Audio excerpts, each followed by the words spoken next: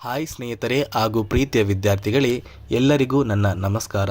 ನೋಡಿ, SSLC ಎಕ್ಸಾಮಲ್ಲಿ ಹೇಗೆ ನೀವು ಈಸಿಯಾಗಿ 80ರಿಂದ 90% ವರೆಗೆ ಒಂದು ಮಾರ್ಕ್ಸ್ನ ತಗೋಬೇಕು, ಮತ್ತು ನೀವು ಈ ಒಂದು 80% ವರೆಗೆ ಮಾರ್ಕ್ಸ್ನ ತಗೋಬೇಕು ಅಂದರೆ ನೀವು ಯಾವ ರೀತಿಯಾಗಿ ಎಕ್ಸಾಮ್ಗೆ ಪ್ರಿಪೇರ್ ಆಗಬೇಕು, ಯಾವ ಸಬ್ಜೆಕ್ಟಲ್ಲಿ ಯಾವ ಕ್ವಶನ್ಗಳನ್ನ ಓದಬೇಕು, ಮತ್ತು ನೀವು ಪ್ರಿಪೇರ್ ಆಗಿರುವಂತಹ ಪ್ರತಿಯೊಂದು ಸಬ್ಜೆಕ್ಟ್ನ ಹೇಗೆ ಎಕ್ಸಾಮಲ್ಲಿ ಆ ಒಂದು ಕ್ವಶನ್ಸ್ಗೆ ಆನ್ಸರ್ನ ಮಾಡಬೇಕು ಅಂತ ನಾನು ನಿಮಗೆ ಈ ಒಂದು ವಿಡಿಯೋದಲ್ಲಿ ಕೆಲವೊಂದು ಟ್ರಿಕ್ನ ಹೇಳಿಕೊಡ್ತಾ ಇದ್ದೀನಿ. ಸೊ ಈ ಒಂದು ಟ್ರಿಕ್ನ ನೀವು ಫಾಲೋ ಮಾಡಿದ್ರೆ ಖಂಡಿತವಾಗಿಯೂ ನೀವು 80ರಿಂದ 90% ವರೆಗೆ ಅಂಕನ ಗಳಿಸ್ಬೋದು. ತುಂಬ ಜನ SSLC ಓದುವಂತಹ ವಿದ್ಯಾರ್ಥಿಗಳಿಗೆ ಕೆಲವೊಂದು ಭಯಗಳಿರುತ್ತೆ. ಅಂದರೆ ಎಕ್ಸಾಮಲ್ಲಿ ನಾವು ಹೇಗೆ ಇರಬೇಕು, ನಮಗೆ ಇನ್ ಕೇಸ್ ಏನಾದ್ರೂ ಕ್ವಶನ್ಗೆ ಆನ್ಸರ್ ಗೊತ್ತಾಗಿಲ್ಲ ಅಂದರೆ ನಾವು ಏನು ಮಾಡಬೇಕು, ಮತ್ತು ಎಕ್ಸಾಮ್ ಅಂದರೆ ತುಂಬ ಕಷ್ಟ ಇರುತ್ತಾ ಅಥವಾ ತುಂಬ ಈಸಿ ಇರುತ್ತಾ, ಕ್ವಶನ್ ಪೇಪರ್ ಯಾವ ಥರ ಇರುತ್ತೆ ಅಂತ ತುಂಬ ಜನ ಟೆನ್ಷನ್ ಆಗಿರ್ತೀರಲ್ಲ. ನೋಡಿ, ಇಲ್ಲಿ SSLC ಎಕ್ಸಾಮ್ ಅಂದರೆ ಇಲ್ಲಿ ಯಾವುದೇ ರೀತಿಯ ಒಂದು ಕಠಿಣವಾಗಿರುತ್ತೆ ಅಂತ ನೀವು ಅನ್ಕೋಬಾರ್ದು. ನೀವು ನಿಮ್ಮ ಸ್ಕೂಲಲ್ಲಿ ಹೇಗೆ ಒಂದು ಮಿಡ್ ಟರ್ಮ್ ಟೆಸ್ಟ್ ಇರ್ಬೋದು ಅಥವಾ ಪ್ರಿಪ್ರೇಟರಿ ಎಕ್ಸಾಮ್ ಇರ್ಬೋದು ಹೇಗೆ ಅಟೆಂಡ್ ಮಾಡ್ತೀರಾ, ಅದೇ ಥರ ಈ ಒಂದು ಎಕ್ಸಾಮ್ನ ಅಟೆಂಡ್ ಮಾಡಿ. ನೀವು ಖಂಡಿತವಾಗಿಯೂ ಯಾವುದೇ ರೀತಿಯ ಒಂದು ಟೆನ್ಷನ್ ಇಲ್ಲದೇ ಎಕ್ಸಾಮ್ನ ಬರೆದ್ರೆ ನೀವು 80ರಿಂದ 90% ವರೆಗೆ ನೀವು ಮಾರ್ಕ್ಸ್ನ ಗಳಿಸ್ಬೋದು. ತುಂಬ ಜನ ವಿದ್ಯಾರ್ಥಿಗಳು ಮಾಡುವಂತಹ ಮೊದಲನೆಯ ತಪ್ಪು ಏನು ಅಂದರೆ, ನೀವು ಯಾವುದೇ ಕಾರಣಕ್ಕೂ ಪಾಸಿಂಗ್ ಮಾರ್ಕ್ಸ್ಗೆ ಆನ್ಸರ್ನ ಮಾಡಿ ಬರಬೇಡಿ. ಪ್ರತಿಯೊಂದು ಕ್ವಶನ್ಸ್ನ ಅಟೆಂಡ್ ಮಾಡಿ ಬನ್ನಿ.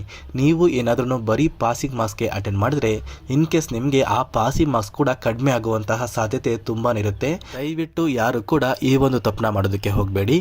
ಮತ್ತು ನೀವು ಎಕ್ಸಾಮ್ಗೆ ಹೇಗೆ ಪ್ರಿಪೇರ್ ಆಗಬೇಕು, ಪ್ರಿಪೇರ್ ಆಗಿರುವಂತಹ ಪ್ರತಿಯೊಂದು ಸಬ್ಜೆಕ್ಟಲ್ಲಿ ನೀವು ಈಸಿಯಾಗಿ ಹೇಗೆ ಅಂಕನ ಗಳಿಸಬೇಕು ಅಂತ ನಾನು ನಿಮಗೆ ತಿಳಿಸ್ಕೊಡ್ತಾ ಇದ್ದೀನಿ. ಮೊದಲನೇದಾಗಿ ನೀವು ಎಕ್ಸಾಮ್ಗೆ ಹೇಗೆ ಪ್ರಿಪೇರ್ ಆಗಬೇಕು ಅಂತ ತಿಳಿಸ್ಕೊಡ್ತಾ ಇದ್ದೀನಿ. ನೋಡಿ ಸ್ನೇಹಿತರೆ, ಲ್ಯಾಂಗ್ವೇಜಸಲ್ಲಿ ತುಂಬ ಮುಖ್ಯವಾದ ಒಂದು ಭಾಗ ಏನು ಅಂದರೆ ಗ್ರಾಮರ್. ಈಗ ಕನ್ನಡ ಇರ್ಬೋದು ಅಥವಾ ಇಂಗ್ಲೀಷ್ ಇರ್ಬೋದು ಅಥವಾ ಹಿಂದಿ ಇರ್ಬೋದು, ನಿಮಗೆ ಇರುವಂತಹ 3 ಲ್ಯಾಂಗ್ವೇಜಸಲ್ಲಿ ಕೂಡ ನಿಮಗೆ ಗ್ರಾಮರ್ ತುಂಬ ಮುಖ್ಯವಾಗಿರುತ್ತೆ. ಯಾಕಂದರೆ ನೀವು ಗ್ರಾಮರ್ನ ಚೆನ್ನಾಗಿ ಕಲ್ತ್ಕೊಂಡ್ರೆ ನೀವು ಈಸಿಯಾಗಿ 30ರಿಂದ 40 ಅಂಕನ ಗ್ರಾಮರಲ್ಲೇ ಗಳಿಸ್ಬೋದು. ಅದಕ್ಕೆ ಯಾವುದೇ ಕಾರಣಕ್ಕೂ ನೀವು ಗ್ರಾಮರ್ನ ನೆಗ್ಲೆಕ್ಟ್ ಮಾಡೋದಕ್ಕೆ ಹೋಗಬೇಡಿ.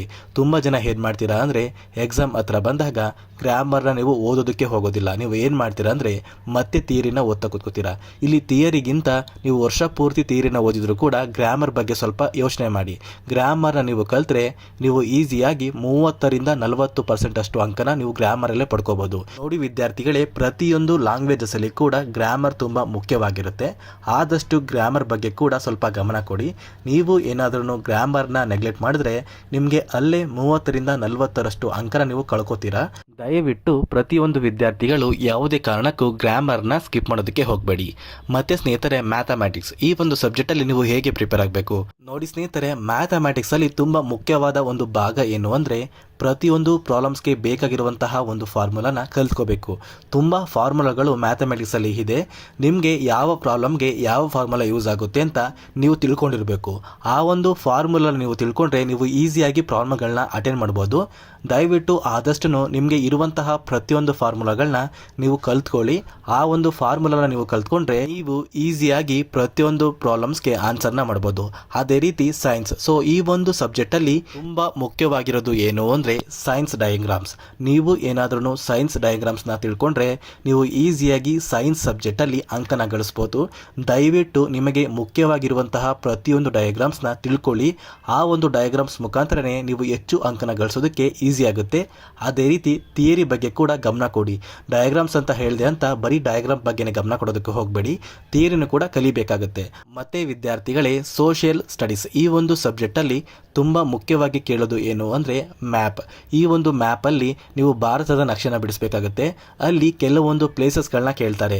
ಈ ಒಂದು ಪ್ಲೇಸಸ್ ಮತ್ತು ಒಂದು ಮ್ಯಾಪ್ನ ಕರೆಕ್ಟಾಗಿ ನೀವು ಬಿಡಿಸಿದ್ರೆ ಈಸಿಯಾಗಿ ನೀವು ಅಂಕನ ಗಳಿಸ್ಬೋದು. ಅದೇ ರೀತಿ ಕೆಲವೊಂದು ಮುಖ್ಯವಾದ ಡೇಟ್ ಆ್ಯಂಡ್ ಇಯರ್ಸ್. ಸೊ ಕೆಲವೊಂದು ಮುಖ್ಯವಾದ ಡೇಟ್ ಆ್ಯಂಡ್ ಇಯರ್ಸ್ನ ಅವರು ನಿಮಗೆ 1 ವರ್ಡ್ ಅಲ್ಲಾರು ಕೇಳ್ಬೋದು. ಅಥವಾ ಕೆಲವೊಂದು ಕ್ವಶನ್ಗಳಲ್ಲಿ ನೀವು ಡೇಟ್ ಆ್ಯಂಡ್ ಇಯರ್ನ ಮೆನ್ಷನ್ ಮಾಡಿದ್ರು ಕೂಡ ನಿಮಗೆ ಈಸಿಯಾಗಿ ಅಂಕ ಸಿಗುವಂತಹ ಒಂದು ಸಾಧ್ಯತೆ ತುಂಬಾ ಇರುತ್ತೆ. ದಯವಿಟ್ಟು ಎಲ್ಲರೂ ಕೂಡ ಆದಷ್ಟು ಈ ಡೇಟ್ ಆ್ಯಂಡ್ ಇಯರ್ಸ್ ಮತ್ತು ಅದೇ ರೀತಿ ಇಂಡಿಯಾ ಮ್ಯಾಪ್ ಮತ್ತು ಇಂಡಿಯಾ ಮ್ಯಾಪಲ್ಲಿ ಬರುವಂತಹ ಕೆಲವೊಂದು ಪ್ಲೇಸ್ ಕಡೆ ಗಮನ ಕೊಡಿ. ಮತ್ತು ಸ್ನೇಹಿತರೆ, ನೀವು ಎಕ್ಸಾಮ್ಗೆ ಪ್ರಿಪೇರ್ ಆಗ್ತಿರಲ್ವಾ, ಈ ಒಂದು ಪ್ರತಿಯೊಂದು ಸಬ್ಜೆಕ್ಟ್ಗೆ ಪ್ರಿಪೇರ್ ಆಗಬೇಕು ಅಂದರೆ ನಿಮಗೆ ಮೊದಲು ನಿಮ್ಮ ಬ್ಲೂ ಪ್ರಿಂಟ್ ಬಗ್ಗೆ ಗೊತ್ತಿರಬೇಕು. ಅಂದರೆ ಇಂಥ ಒಂದು ಸಬ್ಜೆಕ್ಟ್ನ ಇಂಥ ಒಂದು ಲೆಸನಲ್ಲಿ ಇಷ್ಟೇ ಒಂದು ಮಾರ್ಕ್ಸ್ಗೆ ನಾವು ಕ್ವಶನ್ನ ಕೊಡ್ತೀವಿ ಕೊಡ್ತಾ ಇದ್ದೀವಿ ಅಂತ ಬೋರ್ಡ್ ಕಡೆಯಿಂದನೇ ಒಂದು ಬ್ಲೂ ಪ್ರಿಂಟ್ನ ಕೊಡ್ತಾರೆ. ಈ ಒಂದು ಬ್ಲೂ ಪ್ರಿಂಟ್ ಮುಖಾಂತರ ನೀವು ಪ್ರಿಪೇರ್ ಆದರೆ ನೀವು ಈಸಿಯಾಗಿ ಎಕ್ಸಾಮ್ಗೆ ಪ್ರಿಪೇರ್ ಆಗ್ಬೋದು. ಕೆಲವೊಂದು ಸ್ಟೂಡೆಂಟ್ಸ್ಗಳು ಏನು ಮಾಡ್ತೀರಾ ಅಂದರೆ ಫುಲ್ ಒಂದು ಸಬ್ಜೆಕ್ಟ್ನ ಓದ್ತಾ ಕೂತ್ಕೋತೀರಾ. ನೋಡಿ, ನೀವು ಬ್ಲೂ ಪ್ರಿಂಟ್ ಮುಖಾಂತರ ನೀವು ಪ್ರಿಪೇರ್ ಆದರೆ ನೀವು ಈಸಿಯಾಗಿ ಎಕ್ಸಾಮ್ನ ಅಟೆಂಡ್ ಮಾಡ್ಬೋದು.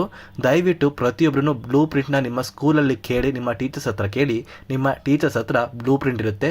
ಆ ಒಂದು ಬ್ಲೂ ಪ್ರಿಂಟ್ ಮುಖಾಂತರ ನೀವು ಈಸಿಯಾಗಿ ಎಕ್ಸಾಮ್ಗೆ ಪ್ರಿಪೇರ್ ಆಗ್ಬೋದು. ಮತ್ತೆ ವಿದ್ಯಾರ್ಥಿಗಳೇ, ನಿಮಗೆ ರೀಸೆಂಟ್ ಆಗಿ ಆಗಿರುವಂತಹ ಪ್ರತಿಯೊಂದು ಎಕ್ಸಾಮ್ಸ್ನ ಕ್ವಶನ್ಸ್ನ ರೀಡ್ ಮಾಡಿ. ಆ ಒಂದು ಕ್ವಶನ್ಸಲ್ಲಿ ಪ್ರತಿಯೊಂದು ಕ್ವಶನ್ಸ್ನ ರೀಡ್ ಮಾಡಿದಾಗ ನಿಮಗೆ ಗೊತ್ತಾಗುತ್ತೆ ಯಾವ ಒಂದು ಕ್ವಶನ್ ಮತ್ತೆ ಮತ್ತೆ ರಿಪೀಟ್ ಆಗ್ತಾ ಇದೆ. ಮತ್ತು ನಿಮ್ಮ ಹತ್ತಿರ ಯಾವುದೇ ರೀತಿಯ ಒಂದು ಹಿಂದಿನ ವರ್ಷದ ಒಂದು ಕ್ವಶನ್ ಪೇಪರ್ ಇದ್ದರೆ ಆ ಕ್ವಶನ್ ಪೇಪರ್ಗೂ ಮತ್ತು ಈ ಒಂದು ಕ್ವಶನ್ ಪೇಪರ್ಗೂ ಚೆಕ್ ಮಾಡಿ. ನಿಮಗೆ ರಿಪೀಟ್ ಆಗಿರುವಂತಹ ಕ್ವಶನ್ಸ್ ಏನಾದ್ರು ನಿಮಗೆ ಕಂಡು ಬಂದರೆ ಆ ಒಂದು ಕ್ವಶನ್ಸ್ಗೆ ಜಾಸ್ತಿ ಪ್ರಿಫರೆನ್ಸ್ನ ಕೊಡಿ. ನೋಡಿ, ಇಲ್ಲಿ ರಿಪೀಟ್ ಆಗಿರುವಂತಹ ಕ್ವಶನ್ಸ್ ನಿಮಗೆ ಏನು ಹೇಳುತ್ತೆ ಅಂದರೆ ಆ ಒಂದು ಕ್ವಶನ್ಸ್ನ ನೀವು ಪ್ರಿಪೇರ್ ಆದರೆ ನೀವು ಈಸಿಯಾಗಿ ಎಕ್ಸಾಮಲ್ಲಿ ಪಾಸ್ ಆಗ್ಬೋದು. ನೋಡಿ ವಿದ್ಯಾರ್ಥಿಗಳೇ, ದಯವಿಟ್ಟು ಆದಷ್ಟು ರಿಪೀಟ್ ಆಗಿರುವಂತಹ ಪ್ರತಿಯೊಂದು ಕ್ವಶನ್ಸ್ನ ಕಡೆ ಗಮನ ಕೊಡಿ. ಅದೇ ರೀತಿ ಇದಿಷ್ಟು ಎಕ್ಸಾಮ್ಗೆ ಪ್ರಿಪೇರ್ ಆಗುವ ಕೆಲವೊಂದು ವಿಧಾನಗಳು ಆಗಿರುತ್ತೆ. ನೀವು ಕೇಳ್ಬೋದು, ನಾವು ಇವಾಗ ಎಕ್ಸಾಮ್ಗೆ ಕರೆಕ್ಟಾಗಿ ಪ್ರಿಪೇರ್ ಆಗಿದ್ದೀವಿ, ಮತ್ತು ಎಕ್ಸಾಮಲ್ಲಿ ಯಾವ ತರಹ ಒಂದು ಟ್ರಿಕ್ಸ್ನ ಯೂಸ್ ಮಾಡಿದ್ರೆ ನಾವು ಈಸಿಯಾಗಿ ಸ್ಕೋರ್ನ ಮಾಡ್ಬೋದು ಅಂತ. ನೋಡಿ, ನೀವು ಎಕ್ಸಾಮ್ಗೆ ಪ್ರಿಪೇರ್ ಆಗಿದ್ದೀರಾ. ಸೊ ಪ್ರಿಪೇರ್ ಆಗಿರುವಂತಹ ಪ್ರತಿಯೊಂದು ಸಬ್ಜೆಕ್ಟಲ್ಲಿ ಆ ಎಕ್ಸಾಮ್ ಬಂದಾಗ ನೀವು ಹೇಗೆ ಅದನ್ನು ಎಕ್ಸಿಕ್ಯೂಟ್ ಮಾಡಬೇಕು ಅಂತ ನಾನು ನಿಮಗೆ ತಿಳಿಸ್ಕೊಡ್ತಾ ಇದ್ದೀನಿ. ನೋಡಿ ವಿದ್ಯಾರ್ಥಿಗಳೇ, ನಾನು ನಿಮಗೆ ಇವಾಗ ಕೆಲವೊಂದು ಟ್ರಿಕ್ನ ಹೇಳಿಕೊಡ್ತಾ ಇದ್ದೀನಿ. ಈ ಒಂದು ಟ್ರಿಕ್ನ ನೀವು ಫಾಲೋ ಮಾಡಿದ್ರೆ ಖಂಡಿತವಾಗಿಯೂ ನೀವು ಈಸಿಯಾಗಿ ಎಕ್ಸಾಮಲ್ಲಿ 80ರಿಂದ 90% ಅಷ್ಟು ಅಂಕನ ಗಳಿಸ್ಬೋದು. ಟ್ರಿಕ್ ನಂಬರ್ 1 ಏನು ಅಂದರೆ, ನೋಡಿ ವಿದ್ಯಾರ್ಥಿಗಳೇ, ನಾಳೆ ಎಕ್ಸಾಮ್ ಇದೆ ಅಂತ ನೀವು ಯಾವುದೇ ರೀತಿಯ ನಿದ್ದೆ ಕೆಟ್ಟು ಓದೋದಕ್ಕೆ ಹೋಗಬೇಡಿ. ನೀವು ಜಾಸ್ತಿ ನಿದ್ದೆ ಕೆಟ್ಟಷ್ಟು ನೀವು ಎಕ್ಸಾಮಲ್ಲಿ ನಿಮಗೆ ಕಾನ್ಸಂಟ್ರೇಟ್ ಮಾಡೋದಕ್ಕೆ ಆಗಲ್ಲ. ನೀವು ಕ್ವಶನ್ಸ್ಗಳಿಗೆ ಆನ್ಸರ್ನ ಬರೆಯೋ ಬದಲು ನಿದ್ದೆ ಮಾಡೋದೇ ಜಾಸ್ತಿ ಆಗುತ್ತೆ. ದಯವಿಟ್ಟು ಆದಷ್ಟು 6ರಿಂದ 7 ಅವರ್ಸ್ ನೀವು ನಿದ್ದೆ ಮಾಡಿದ್ರೆ ನೀವು ಈಸಿಯಾಗಿ ಎಕ್ಸಾಮ್ ಹಾಲಲ್ಲಿ ಯಾವುದೇ ರೀತಿಯ ಒಂದು ನಿದ್ದೆ ಬರ್ದೇನೆ ಅಥವಾ ಯಾವುದೇ ರೀತಿಯ ಪ್ರಾಬ್ಲಮ್ ಇಲ್ಲದೇನೆ ನೀವು ಎಕ್ಸಾಮ್ನ ಅಟೆಂಡ್ ಮಾಡ್ಬೋದು. ಮತ್ತೆ ವಿದ್ಯಾರ್ಥಿಗಳೇ, ಟ್ರಿಕ್ ನಂಬರ್ 2, ಆದಷ್ಟು ಪ್ರತಿಯೊಬ್ಬರೂ ಎಕ್ಸಾಮ್ ಹಾಲಿಗೆ ಎಕ್ಸಾಮ್ಗಿಂತ ಮುಂಚೆ ಹೋಗೋದಕ್ಕೆ ಪ್ರಯತ್ನ ಪಡಿ. ಎಕ್ಸಾಮ್ ಇನ್ನೇನು ಶುರುವಾಗುವ ಅಂತರದಲ್ಲಿ ಯಾವುದೇ ಕಾರಣಕ್ಕೂ ನೀವು ಎಕ್ಸಾಮ್ ಹಾಲಿಗೆ ಹೋಗಬೇಡಿ. ನೀವು ಏನಾದ್ರೂ ಎಕ್ಸಾಮ್ ಹಾಲಿಗೆ ಲೇಟಾಗಿ ಹೋದರೆ ನೀವು ಇನ್ನೂ ಕೂಡ ಟೆನ್ಷನ್ ಆಗ್ತೀರಾ. ನೀವು ಆ ಒಂದು ಗಾಬರಿಯಲ್ಲಿ ಯಾವುದೇ ರೀತಿಯ ಒಂದು ಕ್ವಶನ್ಸ್ಗೆ ಆನ್ಸರ್ನ ಮಾಡೋದಕ್ಕೆ ಆಗೋದಿಲ್ಲ. ದಯವಿಟ್ಟು ಎಕ್ಸಾಮ್ ಹಾಲಿಗೆ ಎಲ್ಲರಿಗಿಂತ ಮುಂಚೆ ಹೋಗಿ ಕೆಲವೊಂದು ಕ್ವಶನ್ಸ್ಗಳಿಗೆ ಬೇಕಾದ್ರೆ ನೀವು ಆವಾಗ ಪ್ರಿಪೇರ್ ಆಗ್ಬೋದು. ನೀವು ಏನಾದ್ರೂ ಲೇಟಾಗಿ ಹೋದರೆ ಆ ಒಂದು ಲೇಟಾಗಿ ಓದೋ ಸಮಯದಲ್ಲಿ ನೀವು ಇನ್ನೂ ಕೂಡ ಟೆನ್ಷನ್ ಆಗಿರ್ತೀರಾ. ನೀವು ಟೆನ್ಷನ್ ಆದಾಗ ನಿಮಗೆ ಓದಿರುವಂತಹ ಒಂದು ಪ್ರತಿಯೊಂದು ಆನ್ಸರ್ ಕೂಡ ಮರ್ತು ಹೋಗುವಂತಹ ಸಾಧ್ಯತೆ ತುಂಬಾ ಇರುತ್ತೆ. ದಯವಿಟ್ಟು ಆದಷ್ಟು ಬೇಗ ಎಕ್ಸಾಮ್ ಅಲ್ಲಿಗೆ ಹೋಗೋದಕ್ಕೆ ಪ್ರಯತ್ನ ಪಡಿ. ಮತ್ತು ವಿದ್ಯಾರ್ಥಿಗಳೇ, ಟ್ರಿಕ್ ನಂಬರ್ 3, ನೋಡಿ, ಆದಷ್ಟು ಪ್ರತಿಯೊಂದು ವಿದ್ಯಾರ್ಥಿಗಳು ಚೆನ್ನಾಗಿರುವಂತಹ ಒಂದು ಬಾಲ್ ಪೆನ್ನ ಯೂಸ್ ಮಾಡಿ. ಯಾವುದೇ ಕಾರಣಕ್ಕೂ ಜೆಲ್ ಪೆನ್ನ ಎಕ್ಸಾಮ್ಗೆ ಯೂಸ್ ಮಾಡೋದಕ್ಕೆ ಹೋಗಬೇಡಿ. ಮತ್ತು ನೀವು ಯೂಸ್ ಮಾಡುವಂತಹ ಒಂದು ಬಾಲ್ ಪೆನ್ ಏನಿದೆ ಆ ಒಂದು ಬಾಲ್ ಪೆನ್ನಲ್ಲಿ ಯಾವುದೇ ಕಾರಣಕ್ಕೂ ಇಂಕ್ ಕೂಡ ಜಾಸ್ತಿ ಬರಬಾರ್ದು. ಇನ್ ಕೇಸ್ ಏನಾದ್ರೂ ಇಂಕ್ ಜಾಸ್ತಿ ಬಂದರೆ ನೀವು ಆನ್ಸರ್ ಮಾಡುವಂತಹ ಆನ್ಸರ್ ಶೀಟಲ್ಲಿ ಕೆಲವೊಂದು ಹ್ಯಾಂಡ್ ರೈಟಿಂಗ್ ಡಾರ್ಕ್ ಇರುತ್ತೆ, ಕೆಲವೊಂದು ಹ್ಯಾಂಡ್ ರೈಟಿಂಗ್ ಲೈಟ್ ಆಗಿರುತ್ತೆ. ಸೊ ಅದೇ ಒಂದು ಕಾರಣಕ್ಕೆ ಚೆನ್ನಾಗಿರುವಂತಹ ಒಂದು ಬಾಲ್ ಪೆನ್ನ ಯೂಸ್ ಮಾಡಿ ಅಂತ ಪ್ರತಿಯೊಂದು ವಿದ್ಯಾರ್ಥಿಗಳ ಹತ್ರ ಕೇಳ್ತಾ ಇದ್ದೀನಿ. ಮತ್ತೆ ವಿದ್ಯಾರ್ಥಿಗಳೇ, ಟ್ರಿಕ್ ನಂಬರ್ 4, ನೋಡಿ, ಎಕ್ಸಾಮ್ ಹಾಲಿಗೆ ನೀವು ಹೋಗಿ ಕೂತ್ಕೊಂಡಾಗ ಯಾವುದೇ ರೀತಿಯ ಒಂದು ಟೆನ್ಷನ್ನ ಆಗೋದಕ್ಕೆ ಹೋಗಬೇಡಿ, ಮತ್ತು ಭಯ ಕೂಡ ಪಡೋದಕ್ಕೆ ಹೋಗಬೇಡಿ. ನೀವು ಟೆನ್ಷನ್ ಅಥವಾ ಭಯ ಪಟ್ಟರೆ ನೀವು ಓದಿರುವಂತಹ ಪ್ರತಿಯೊಂದು ಆನ್ಸರ್ ಕೂಡ ನಿಮಗೆ ಮರೆತು ಹೋಗುವಂತಹ ಸಾಧ್ಯತೆ ತುಂಬಾ ಇರುತ್ತೆ. ಆದಷ್ಟು ರಿಲ್ಯಾಕ್ಸ್ ಆಗಿ ಕೂತ್ಕೊಳ್ಳಿ. ನಿಮಗೆ ಕ್ವಶನ್ ಪೇಪರ್ನ ಕೊಡೋ ತನಕ ಕೂಡ ನೀವು ರಿಲ್ಯಾಕ್ಸ್ ಆಗಿ ಒಂದು ಮೈಂಡ್ನ ಫ್ರೆಶ್ ಮಾಡ್ಕೊಳ್ಳಿ, ಓಕೆನಾ? ನೀವು ಟೆನ್ಷನ್ ಆಗಿ ಭಯ ಪಟ್ಟರೆ ನಿಮಗೇನೆ ಅದು ಪ್ರಾಬ್ಲಮ್ನ ಬೀರುತ್ತೆ. ದಯವಿಟ್ಟು ಯಾವುದೇ ಕಾರಣಕ್ಕೂ ಟೆನ್ಷನ್ನ ಆಗೋದಕ್ಕೆ ಹೋಗಬೇಡಿ. ಮತ್ತೆ ವಿದ್ಯಾರ್ಥಿಗಳೇ, ಟ್ರಿಕ್ ನಂಬರ್ 5, ನೋಡಿ, ಎಕ್ಸಾಮ್ ಹಾಲಿಗೆ ಹೋಗಿದ್ದೀರಾ, ನಿಮಗೆ ಕ್ವಶನ್ ಪೇಪರ್ ಕೂಡ ಕೊಟ್ಟಿದ್ದಾರೆ. ಸೊ ಸ್ಟಾರ್ಟಿಂಗಲ್ಲಿ ನೀವು ಏನು ಮಾಡಬೇಕು ಅಂದರೆ ಫಸ್ಟು ನೀಟಾಗಿ ಒಂದು ಸಲ ಕ್ವಶನ್ ಪೇಪರ್ನ ರೀಡ್ ಮಾಡಿ. ಯಾವುದೇ ಕಾರಣಕ್ಕೂ ಕ್ವಶನ್ ಪೇಪರ್ ಕೊಟ್ಟ ತಕ್ಷಣ ಕೂಡ ನೀವು ಕ್ವಶನ್ಸ್ನ ಅಟೆಂಡ್ ಮಾಡೋದಕ್ಕೆ ಹೋಗಬೇಡಿ. ಒಂದು 5 to 10 ಮಿನಿಟ್ಸ್ ಟೈಮ್ನ ತಗೊಂಡು ನೀಟಾಗಿ ಕ್ವಶನ್ ಪೇಪರ್ನ ರೀಡ್ ಮಾಡಿ, ನಂತರ ನೀವು ಆನ್ಸರ್ನ ಮಾಡೋದಕ್ಕೆ ಸ್ಟಾರ್ಟ್ ಮಾಡಿ. ನೀವು ಕ್ವಶನ್ ಪೇಪರ್ನ ನೋಡಿದ್ರೆ ನೀವು ಆನ್ಸರ್ನ ಮಾಡೋದಕ್ಕೆ ಹೋದರೆ ಇಲ್ಲಿ ಏನಾಗುತ್ತೆ ಅಂದರೆ ನೀವು ಸ್ಟಾರ್ಟಿಂಗಲ್ಲೇ ನಿಮಗೆ ಡಿಫಿಕಲ್ಟ್ ಆಗಿರುವಂತಹ ಒಂದು ಕ್ವಶನ್ ಸಿಗುತ್ತೆ. ಸೊ ಆ ಒಂದು ಡಿಫಿಕಲ್ಟ್ ಆಗಿರುವಂತಹ ಕ್ವಶನ್ಗೆ ನೀವು ಜಾಸ್ತಿ ಟೈಮ್ನ ಇನ್ವೆಸ್ಟ್ ಮಾಡಿದ್ರೆ ನಿಮಗೆ ಇರುವಂತಹ ಇನ್ನೂ ಈಸಿ ಆಗಿರುವಂತಹ ಕ್ವಶನ್ಸ್ಗೆ ಆನ್ಸರ್ ಮಾಡೋದಕ್ಕೆ ಕಷ್ಟ ಆಗಿರುತ್ತೆ. ಇದೇ ಒಂದು ಕಾರಣಕ್ಕೆ ಮೊದಲು ನಿಮಗೆ ಯಾವ ಕ್ವಶನ್ಸ್ ಈಸಿ ಆಗುತ್ತೆ ಅದಕ್ಕೆ ಆನ್ಸರ್ನ ಮಾಡೋದಕ್ಕೆ ಪ್ರಯತ್ನ ಪಡಿ. ಮತ್ತು ಸ್ನೇಹಿತರೆ, 6ನೆಯ ಒಂದು ಟ್ರಿಕ್ ಏನು ಅಂದರೆ, ನೀವು ಕೇಳ್ಬೋದು, ನಮಗೆ 1 ವರ್ಡ್ ಆನ್ಸರ್ ಕೇಳಿದ್ದಾರೆ, ನಾವು 1 ವರ್ಡಲ್ಲೇ ಬರೀಬೇಕಾ, 2 ವರ್ಡ್ ಆನ್ಸರ್ ಅಂದರೆ 2 ವರ್ಡಲ್ಲೇ ಬರೀಬೇಕಾ ಅಂತ. ನೋಡಿ, 1 ವರ್ಡ್ ಆನ್ಸರ್ಸ್ ಅಂತ ಇದ್ದರೆ ಅದಕ್ಕೆ ಒನ್ ವರ್ಡಲ್ಲೇ ಆನ್ಸರ್ನ ಮಾಡೋದಕ್ಕೆ ಪ್ರಯತ್ನ ಪಡಿ. ಯಾವುದೇ ಕಾರಣಕ್ಕೂ ಆ ಒನ್ ವರ್ಡ್ ಕ್ವಶನ್ಸ್ಗೆ ಜಾಸ್ತಿ ಒಂದು ಟೈಮ್ನ ಕೊಡೋದಕ್ಕೆ ಹೋಗಬೇಡಿ. ಮತ್ತು ಜಾಸ್ತಿ ನೀವು ಪ್ಯಾರಾಗ್ರಾಫಲ್ಲಿ ಬರೆಯೋದಕ್ಕೆ ಹೋಗಬೇಡಿ. ಆ ಕ್ವಶನ್ಸ್ಗೆ ಎಷ್ಟು ಆನ್ಸರ್ ಬೇಕು ಅಷ್ಟೇ ಒಂದು ಆನ್ಸರ್ಸ್ನ ಮಾಡಿ. ಜಾಸ್ತಿ ಟೈಮ್ನ ನೀವು ಪ್ಯಾರಾಗ್ರಾಫಲ್ಲಿ ಬರೆಯೋದಕ್ಕೆ ಹೋಗಿ ಟೈಮ್ನ ವೇಸ್ಟ್ ಮಾಡೋದಕ್ಕೆ ಹೋಗಬೇಡಿ. ಮತ್ತು ವಿದ್ಯಾರ್ಥಿಗಳೇ, ಟ್ರಿಕ್ ನಂಬರ್ 7 ನೋಡಿ, ನೀವು ಆನ್ಸರ್ ಮಾಡುವಂತಹ ಒಂದು ಆನ್ಸರ್ ಶೀಟಲ್ಲಿ ಸ್ಟಾರ್ಟಿಂಗ್ 1 to 3 ಪೇಜಸ್ ನಿಮ್ಮ ಹ್ಯಾಂಡ್ ರೈಟಿಂಗ್ ಚೆನ್ನಾಗಿರಬೇಕು. ನೀವು ನೀಟಾಗಿ ಹ್ಯಾಂಡ್ ರೈಟಿಂಗ್ನ ಮೇಂಟೈನ್ ಮಾಡಿದ್ರೆ ನಿಮ್ಮ ಒಂದು ಪೇಪರ್ನ ಇವ್ಯಾಲ್ಯೂಯೇಷನ್ ಮಾಡುವವರು ನಿಮ್ಮ ಪೇಪರ್ನ ನೀಟಾಗಿ ಇವ್ಯಾಲ್ಯೂಯೇಷನ್ ಮಾಡ್ತಾರೆ. ಲಾಸ್ಟಲ್ಲಿ ನಿಮ್ಮ ಹ್ಯಾಂಡ್ ರೈಟಿಂಗ್ ಹೇಗಿರುತ್ತೋ ಅದು ಮುಖ್ಯವಾಗಲ್ಲ, ಯಾಕಂದರೆ ಲಾಸ್ಟಲ್ಲಿ ಟೈಮ್ ಇರೋದಿಲ್ಲ. ಅದೇ ಒಂದು ಕಾರಣಕ್ಕೆ ಹ್ಯಾಂಡ್ ರೈಟಿಂಗ್ ಈ ಥರ ಇದೆ ಅಂತ ಅವರು ಅನ್ಕೋತಾರೆ. ದಯವಿಟ್ಟು ಆದಷ್ಟು ನಿಮ್ಮ ನೀಟಾಗಿ ಹ್ಯಾಂಡ್ ರೈಟಿಂಗ್ನ ಬರೆಯೋದಕ್ಕೆ ಪ್ರಯತ್ನ ಪಡಿ. ಮತ್ತು ವಿದ್ಯಾರ್ಥಿಗಳೇ, ಟ್ರಿಕ್ ನಂಬರ್ 8 ನೋಡಿ, ನೀವು ಆನ್ಸರ್ ಮಾಡುವಂತಹ ಒಂದು ಆನ್ಸರ್ ಶೀಟಲ್ಲಿ ನಿಮ್ಮ ಆನ್ಸರ್ ಏನಾದರೂ ರಾಂಗ್ ಆದರೆ ಯಾವುದೇ ಕಾರಣಕ್ಕೂ ಜಾಸ್ತಿ ಅದ್ರ ಮೇಲೆ ಕಾಟ್ ಮಾಡೋದಕ್ಕೆ ಹೋಗಬೇಡಿ. ಜಸ್ಟ್ ಒಂದು ಲೈನ್ನ ಎಳೀರಿ, ಅದನ್ನು ನೀವು ಬಿಡಿ ಅಲ್ಲಿಗೆ. ಜಾಸ್ತಿ ನೀವು ಒಂದು ಕಾಟ್ ಮಾಡೋದಕ್ಕೆ ಹೋದರೆ ಅದು ಚೆನ್ನಾಗಿ ಕಾಣೋದಿಲ್ಲ. ನೀವು ಸ್ಕೂಲಲ್ಲಿ ಆ ಥರ ಕಾಟ್ ಮಾಡಿರ್ತೀರ, ಯಾಕಂದರೆ ಅಲ್ಲಿ ನಿಮ್ಮ ಟೀಚರ್ಸ್ ಇರ್ತಾರೆ, ಅವರಿಗೆ ಗೊತ್ತಾಗುತ್ತೆ, ಏನು ಪ್ರಾಬ್ಲಮ್ ಆಗೋದಿಲ್ಲ.